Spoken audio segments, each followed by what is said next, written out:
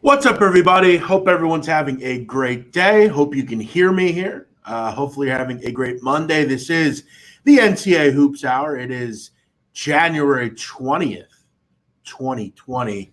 Hope you had a good weekend. Hope you're having a good Monday on this Martin Luther King Day holiday. Let's get after it here. Go after over a couple games here. Try to find some value on this card and, talk a little hoops. If you want to talk about hoops in general, feel free to ask a question. It didn't have to be about tonight's games. Kind of a short card, not a ton to really get into, but I'll go over a couple games, give you my thoughts on those. I do have a premium selection tonight over at my website, BMOCwins.com. Off a good weekend, 3-1. I had a loser yesterday in the NFL, but went 3-0 on Saturday. So if you want to join me, maybe you want to give it a shot, feel free to reach out. BMOCwins.com. Having a winning season in the NFL and in college. So make sure you come check me out. I give out great audio analysis on each play. And we have a play tonight. So feel free to opine on that. If you want to get involved, March is coming. So make sure you're aware of that. As I said, if you have a question on anything, feel free to send it in. I don't care what you want to talk about. We'll talk about whatever. We'll get to it. All right. Let me go over a couple of games here. On a Monday. Virginia hosting NC State. Virginia's laying 5.5, total 117.5. You look at Virginia, on pace currently to be the worst offense in the in the ACC over the last 9 years. This is a bad offense, folks. They don't do anything well. They have a very low-level bench. The shooting has not been good for this group. A point guard continues to be an issue. Kye Clark really hasn't developed really into what I think they thought he would. He had a good end of the season last year in the tournament, but he just hasn't been great. I mean, you look at all season, he's continued to struggle at this level. He struggles to not turn a ball over. This offense is bad. If you're looking to get threes out of them, that's not going to happen. They don't shoot the three well really at all. They don't get to the foul line. They're really not good at anything offensively. Plus, they play at a snail's pace, so it's kind of rough. They really kind of, I guess, want to hope for turnovers. They do a nice job at turning the basketball over, but they're just not very good on offense. I mean, hitting the 55-point plateau for this group is tough, and that's why they've lost, 3 of 4. That's why they're losing games against Boston College. That's why they're only putting up 50 against Florida State. The good thing about them, though, is they stay in games because they are good defensively. In fact, they're right up there with everybody. They're going to always be in a game because they can defend. Here's the thing, though. I have very little interest in laying points at this group, especially 5.5. I got to be frank. Do I think they win? Yeah, I think they always have a shot to win because defensively they're very good. But, I mean, this team –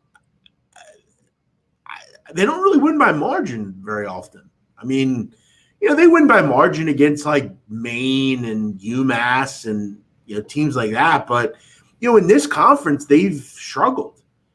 They did have that win against Virginia Tech. I mean, the Hokies just couldn't shoot the ball real well. Beat Georgia Tech over the weekend, but they only did it by 5. And the game was close throughout. And NC State, they're actually starting to play pretty good under Kevin Keatts. They've won 3 of 4. They're scoring the basketball. They had 80 the other week against Miami, put up 73 against a good Notre Dame group. So this team is starting to find some groove. And, what do? We know what they do under Kevin Keatts. They like to turn the ball over on defense, run with a pretty good pace, and you're probably going to be able to turn Virginia over. As I said, Clark continues to struggle with that. I think this is a close game. I think it's a typical sloggy, ACC game involving Virginia. If you're going to give me a total at 117.5, I'll look under. But I lean, if I were to play this game, I would lean with taking the points here with NC State. Public likes Virginia. I don't think the public quite understands, though. This is not a great – in fact, they're a bad offensive team. I mean, they're not anything close to what they were last year. And you look at so far in conference, I mean, as I said, they're pretty hard to watch. So – I'll lean with taking the points here if I had to play this one. What else do we have here? I want to go over that Winthrop Radford game. That's an interesting game. Winthrop Radford down in the Big South. That's a big time game for this conference. Two teams that have both won, I believe, 7 in a row. Both teams playing at a really high level. But I give the small edge to Radford. It's hard, though, to bet against Winthrop right now. This team is scoring a ton of points per game. They're one of the best offenses in the country. But again, I mean, they faced a lot of bad teams lately. I mean, I can't really name a team that they faced over the last month plus that was anything special. I mean, you Edwardsville, Elon, Longwood, Campbell, High Point, Gardner Webb, and then Hampton over the weekend. I mean, Hampton's one of the worst defensive teams in the country. You look at the last time they played a team that defends at a high level, they lost to the Furman Paladins in Furman. This is a team that doesn't really travel well. You look at all their step-up games involving them on the road, didn't work out. They're very vulnerable if they don't shoot the three well. You look at in their losses this year, if you can defend the three against Winthrop, you will likely have a shot to win the game. And now the fact that you get Radford at home, you look at this three-point defense, they have been fantastic. They're only allowing opponents to shoot 31% on the season. In conference, teams are shooting at 30% against Radford from three. Not a good recipe if you're Winthrop here. This seems like a spot where they kind of hit a brick wall against a really good defensive team. And the good thing about Radford is this team plays a really healthy half-court offense. They're good. They find cutters. They shoot the ball pretty well. They're 56% in conference from two. They've done a nice job in the half court. A lot of that's had to do with turnovers. They're forcing them and, playing pretty good defense and getting nice runouts.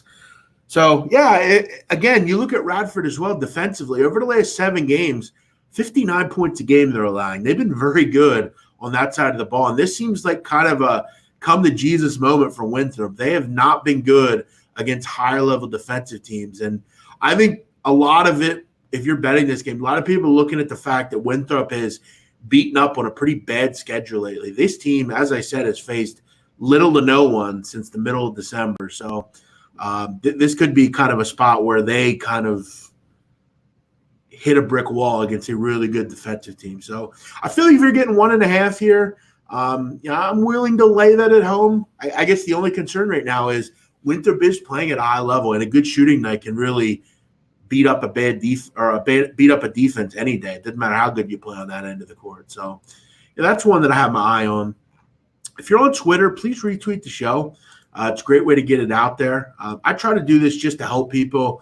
I don't get anything out of this. I just try to come on here and talk about sports betting and hoops. So if you're out there, do me a favor, hit the retweet button and support my show. Bucknell, Colgate. Colgate's playing well. They're good in conference.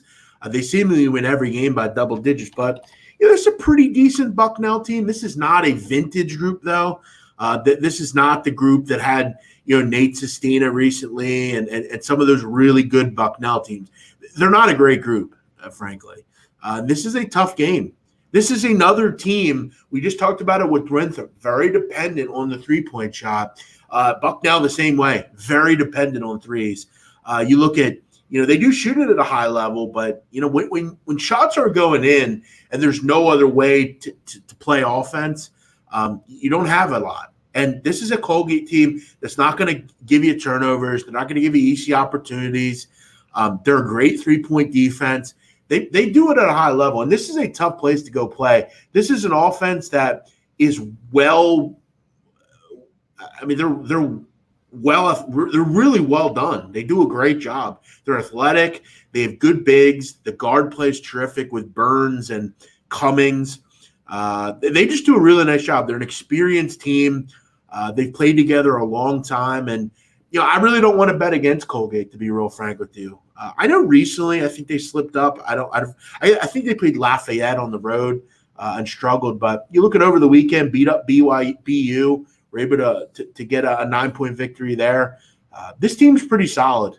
And I think a lot of people will bet Bucknell only simply on the fact that they've been good over the years. But this seems to me to have a double-digit win written all over it, especially for a Bucknell team that is, again, very dependent on three-point shots. If you don't have that ability to make those shots, where does the offense come from?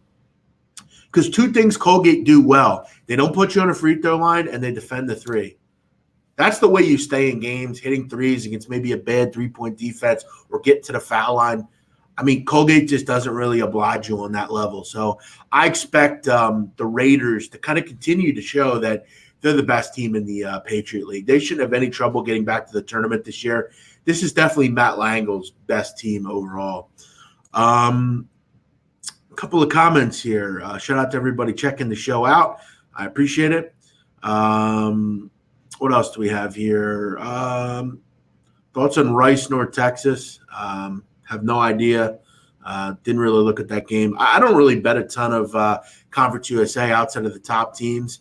North Texas under Grant McCaslin's played pretty well over the years, but they lose Ryan Woolridge last year.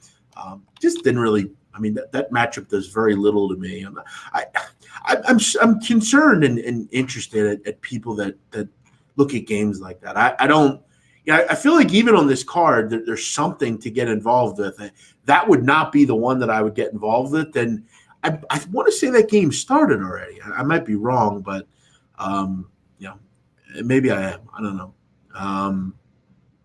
Couple of SWAC thoughts. I'm not crazy about laying small numbers on the road. I think 9 times out of 10 they generally lose, but I think Texas Southern's probably a good play tonight. I don't think this is one of those vintage Texas Southern teams. I don't like Johnny Jones as a coach. I never have. Mike Davis was kind of where I wanted to back Texas Southern, but I think this group is still the class of the SWAC. I still think they play at a really high level, and I think one thing about Grambling is I feel like Texas Southern can kind of match everything they do, and Southern's a great half-court defense, and I think that's one thing where if you're Grambling, you kind of will do some good things against the rest of this conference because none of these groups play defense. But one thing that Texas Southern does do pretty well is they defend in the half-court at a pretty high level. They have better athletes than most of the teams in this conference. I don't think Ivy Smith's going to be able to get loose like maybe he would like to. He is a good defender, though, Ivy Smith, for Grambling. Great steal guy. Forces a ton of them. Good offensive point guard. But I don't know. I still think Texas Southern's the clash of this conference. But anytime you step up, you go and play a good team in this conference like a Grambling on the road, it's never a great spot. And, again, I'm not a big fan of Johnny Jones. This should be a close game throughout, kind of the battle between two really good teams in this conference. Does Baylor cover against Oklahoma? I'm starting to get to the point with Baylor where I kind of think at some point they're going to slip up. Do I think it's against Oklahoma? Probably not. But I got to tell you with Baylor, I don't know if Oklahoma's the worst matchup for them as far as I don't think Oklahoma gets blown out here. I have a soft spot for Lon Kruger's team. I really do. I think they're a decent group. I don't think that if you look at Baylor in conference particularly, there's not been a great offense. I don't really look at them and I say like, wow, Baylor's a heaping mound of offensive goodness. They're not. They've been very average in conference. And one thing about Oklahoma that I always feel good about is they're a pretty good fundamental team. They don't turn the ball over. They're good from the free throw line. They're pretty good offensively. But again, Baylor just seems to be living a charmed life right now. I got to tell you, I think the fact that they're number one is wild to me. I don't know how they take Gonzaga off the one line. I don't. Especially with Baylor, who didn't really play that well over the weekend against Oklahoma State. I think Baylor's been lucky to skate away, and I think a lot of teams have given them basketball games late. Oklahoma State should have won that game the other night. And if you had the Oklahoma State side in that game, that was a brutal beat. Brutal. But one thing about Lon Kruger's team, they're not going to beat themselves. They don't turn the ball over. They're one of the best nationally in turnover percentage on offense. They just don't give the ball up. They will stay in games because they can make shots from three, and they're good at the line. I would not run to bet Baylor tonight. I would not. I think at this point they're overvalued. I think they're a team that is good. I'm not going to say they aren't. I think they're a top 5 team in the country. But to say that they are better right now than Gonzaga, I think it's off. I mean, Gonzaga killed BYU the other night. And I know ULE Childs didn't play, but I still kind of wonder how you could take Gonzaga off the one line. And I think in this spot, Oklahoma is probably worth a look at double digits. I just think they are. I don't think Baylor's good enough offensively. And you look at recently, I mean, a lot of close calls for Baylor. I mean, beat Texas Tech by 5, beat Kansas by 12. That was a big-time win. Beat Iowa State by 13, but that group's not good. Beat Oklahoma State by 7. Lately they've been playing closer games, and I think Oklahoma can give them some problems tonight just because – the game is going to be pretty slow paced. You're not going to have a ton of possessions here.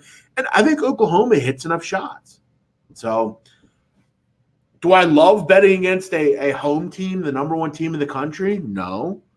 But if you're going to give me double digits, I'll lean with Oklahoma here. I don't really understand why you would want to lay points. They're overvalued. Yale is really good. I was at Howard today.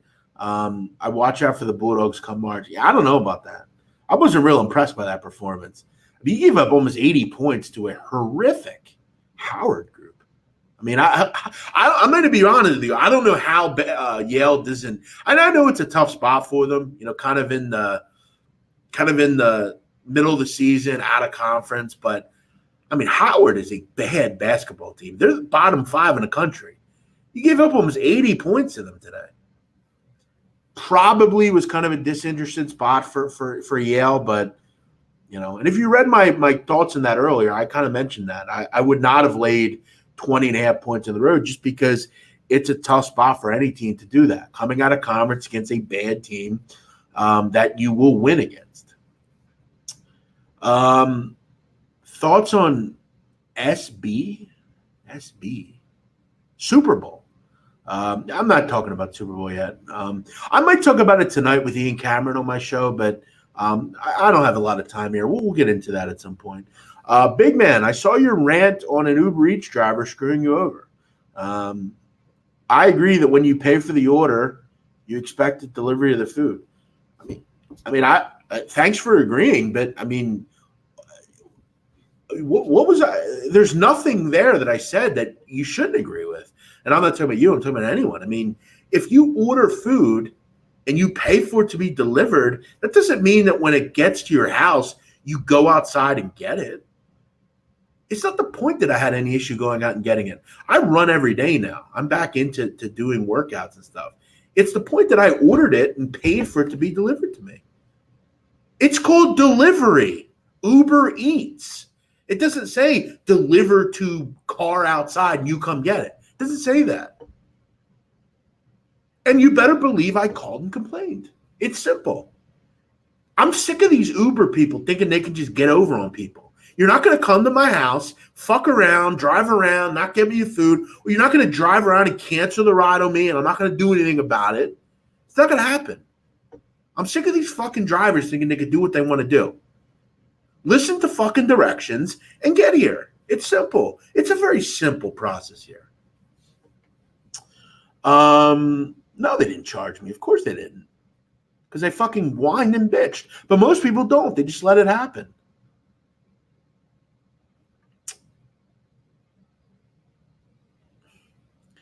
Yeah, but again, Nick, I mean, if you're going to call them really great and watch out for them tournament time, you can't be doing that against Howard. You just can't. Who are my sleeper teams to watch? I mean, that's – I mean, I don't know. I mean, fucking – it's college basketball. I would look out for I think Yale. I think they're very good. I didn't like the performance today, to be honest. Sleeper teams to watch. That'd be something I'd have to think about. I guess I'm not really sure what you mean, like to cover or win or what.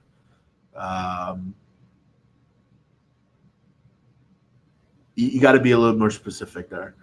All right. Any other thoughts here on this card here? Let me see here. Yeah, I mean, that's pretty much it. I mean, there's not a ton out there. A lot of SWAC and MEAC tonight. I consider North Carolina A&T. I feel like getting points with that group is probably worth it. I think they're the second best team in this conference. I like Cameron Langley a lot. Fred Cleveland's played well for that group. They've won a couple in a row outside of that loss over the weekend to Coppin. But they're on that Baltimore trip. Lost over the weekend to Coppin. Didn't have to travel, though. For anyone who doesn't know, Coppin and Morgan are both in Baltimore City. So for North Carolina A&T, it was kind of a sit-and-wait game. So, I don't hate – this isn't one of those, like, you go to Arizona and then Arizona State. Like, you don't have to get on a plane and travel. Morgan to Coppin they're close to each other. So you don't have to leave Baltimore City and go travel somewhere else. So I don't hate this spot for North Carolina A&T that badly. And I'm not a big Morgan State guy. I don't think they do really anything particularly well. I like the defense that A&T always gives you. They play a solid defensive game. And they don't turn it over. I love teams that don't turn the ball over. If you're constantly betting on teams that are 270 in turnover percentage or 305 in turnover percentage, you're going to lose games. They give the ball away too much. If you don't have the ball in your hands, you can't score points. Very basic, very rudimentary, but it's true. And I think one thing that Morgan State does a great job with is they do force turnovers. They are going to be in your grill. I think this is a lower scoring game. But I feel like if you're going to give me 3.5, 4 points with the Aggies of A&T, I would probably take a shot there. Obviously going to be a big night in the HBCU community. A lot of center stage here for Martin Luther King Day. So you kind of I've always said, there's some really regal atmospheres in the MEAC and SWAC. You got just kind of really historically black universities. This is their day. And this is a great thing as we kind of get into the February Black History Month. I've often said the MEAC is one of my favorite conferences. I think it's the true essence of basketball. Most of the kids aren't going to high-level colleges. They play basketball because they love it. They put a lot of effort into it. And I got to be honest, I think there's some pretty cool rivalries in this conference. I've always enjoyed it. I've always enjoyed MEAC Mondays. It's still a bit early for me for MEAC Mondays. I generally get involved with it towards the end of January, kind of early February, but it's a great atmosphere in the MEAC, and it's always they're always fun games to enjoy. So should be a good battle of two HBCUs tonight on Martin Luther King Day. I hope, and again, I'm not sure if MEAC Mondays have started yet, but I would hope one of these games is on ESPN tonight. Probably not ESPN main, but an ESPN2 or something like that. But yeah, go support HBCUs. Do a great job. All right. What else do we have here? How far do you run each day? I don't know, probably half mile. I'm just starting and getting back into it. You're just trying to get my heart rate up, try to get out there and be in the cold and just kind of, jog. I mean, it's nothing crazy. I'm still kind of, once you stop working out for a while and you've kind of gained weight and stuff like that, you got to be careful. You got to slow it down. So, I do my stretching. I do the push-ups. I do my my different stuff there. And then they go out and I just get some air, go out and, do some hilly walking and stuff like that. Just get my heart rate up. Who's a contender from a non-power conference? Dayton, Gonzaga. I think Brigham Young, when Childs is back, is going to be really good. San Diego State. I mean, I don't think there's when you're talking about non-power five, I mean, who are teams I think can win the title? I think are those teams. The best team in the country to me right now is Seton Hall. I think they are the best team in the country. If I'm looking at complete groups, defensively and offensively, and they've done it without one of their better players. I think they're the best player in the country. I think they're the best defender in the country. They have passed every test of me. So they're a group that I would put right up there.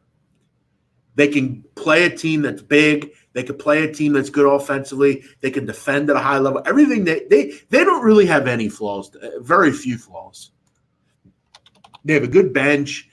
There are players that have gotten so much run. I mean, what do they do bad? I mean, there's nothing Seton Hall doesn't do at a high level. Nothing. If you can find it, I'd like to hear from you. They have not one but 2 7-footers. And Mamukelashvili, he's almost 7 foot, and he hasn't been in there. When he comes back, I mean, this team is legit. There's no – I mean, if there's a team that's not more legit than Seton Hall, I want to hear from you. They've checked every box. They've checked every box in conference. They've won on the road. They've won at home. They've went out and beaten really solid mid-major teams. If you lose to Michigan State at home by 3, and that game was right at the wire. Lose on a neutral to Oregon by 2. That game was right there. There's nothing they don't do at a high level. Nothing.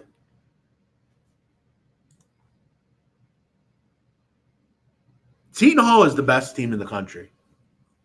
Try to argue with me on it. If you have an idea and you want to argue, come argue, because there ain't no arguments. Any thoughts on Weber State, Portland State? No. I bet Fairleigh Dickinson today. Day games on a day off will get you. Yeah, I mean, you should be betting games you have no idea what's going on. If you don't know anything about the teams, you're just betting to bet. That's how you lose money. If you study the games, you put some time in, then you should be able to do. I'm not sure how you bet Fairleigh Dickinson, though. You live in Jersey, don't you? How'd you bet Fairleigh Dickinson? Offshore? Local? You didn't bet it with DraftKings or FanDuel because you can't.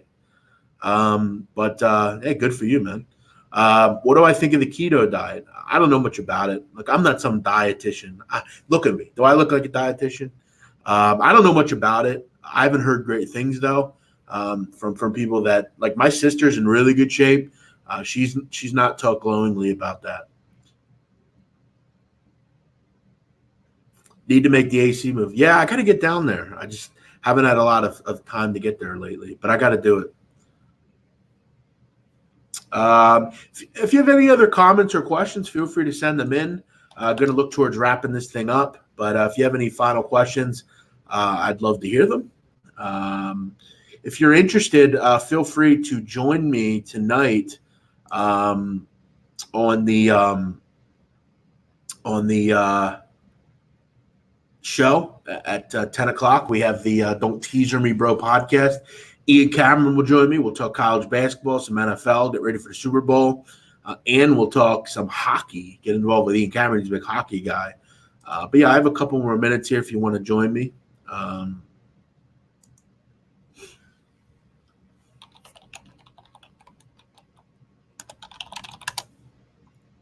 else do we have here? Thanks to the couple people that retweeted the link. I appreciate you all. A couple people out there. Thank you. Man, this guy doesn't fucking quit with this stupid political bullshit. Anything at Santa Anita? Let me see here. I actually haven't had a great day at the track. I had a pick 6 and lost in the first race.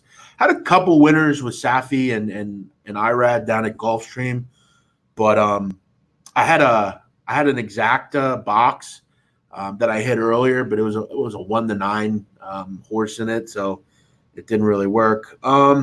If I were to play Santa Anita race 5, I would look towards, I don't know, there's an 8-5 Originaire, good horse, Roberto Rispoli, I believe. He's really lately just been over in Australia. I'd probably go with the 1, Never Easy, Abel Cedillo. Anytime Richard Mandela is getting those kind of odds. This horse didn't race well in his last race, but he did win his last 2 at Del Mar and Santa Anita. So I think there's some value on the 1, Never Easy. And in fact, I'm going to play that. I don't really feel good about the favorite here. I get the outside with Cedillo. I'm good with that. Is Flavian running here? No, he's not. I also like the 9 a little bit, Selwood, with Mike Smith. But I'm going to go with the 1. I think the 1's a pretty solid bet here. If you're out there and want to get involved, I think the ones are at the look. Do I still have my lady friend? Yes, I do. It's been over a year now. Yeah, I do. Actually, we'll see her this week. So, yeah, we're just trying to make it work.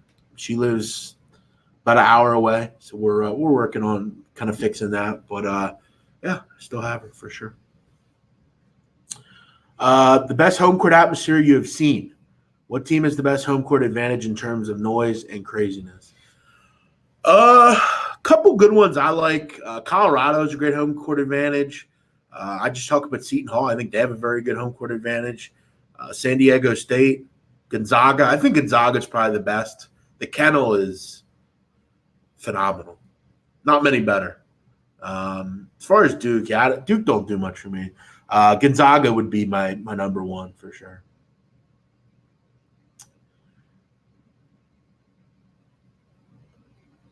What's up, Demetrius? How you doing? Thanks for watching.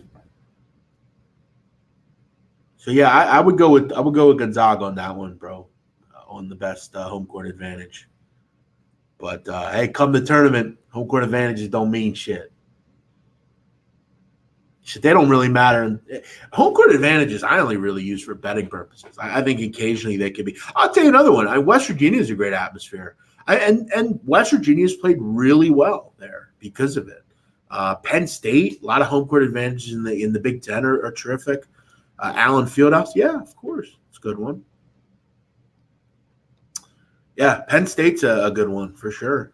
I know on Saturday, one of my angles for betting Penn State was the fact that, they're obviously there, but it was the biggest crowd they'd ever had there. It was a Thon fundraiser, and I think the proceeds of the tickets went to that Thon charity, and it just was a great spot. They had not been playing well. It was really kind of one of those big games. It was the pick'em, just a great spot. So, yeah, home court advantage definitely helps, especially in like just conference play. We all know that.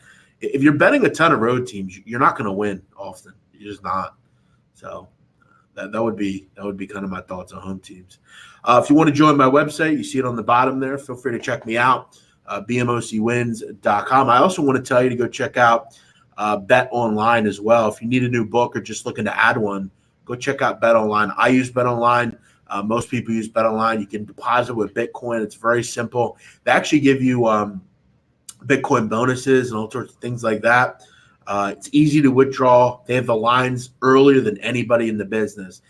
BetOnline is truly amazing with that. I mean, come tournament time and that kind of stuff, you're going to need to get lines early. BetOnline has you covered. They get the lines up before anybody. Truly one of the best books in the business. BetOnline, go check them out. Always great bonuses and stuff. Make sure you check out the rollover situation so you know if you don't want to roll over, you don't need to take a bonus. And that's how that's what I always find funny about people that bitch about rollovers and not being able to get paid. You don't have to take the bonus. Okay, they're giving you money. They want you to reinvest that money before you take it out. It's very simple. People that complain about rollover don't understand it. They just think people are trying to get over on them and not paying them. It clearly states how rollover works. Plus, BetOnline has great customer service. I talk to Dave Mason on my show all the time. Great guy. Always going to take care of stuff for you. And they have a great race book. If you're looking to get involved with horses, they can get you covered there. Always get good daily racing stuff. But, all right, I'm out of here. Have a great day. Thanks for watching. The people that were in here, I appreciate all of you. And we'll be back again tomorrow. As I said, I'll be on at 10 o'clock Eastern if you want to join me for the Don't Teaser Me, Bro podcast. We have that on Blog Talk Radio. It's on iTunes. Go check it out. Rate and subscribe so you don't ever miss a show. We got Ian Cameron tonight. We got Mike Randall tomorrow. We got Three Man Weave on Wednesday. We got David the Man on Thursday. We got all sorts of guests to come in and check us out. So make sure you check that out also. Have a great night. Thanks for watching.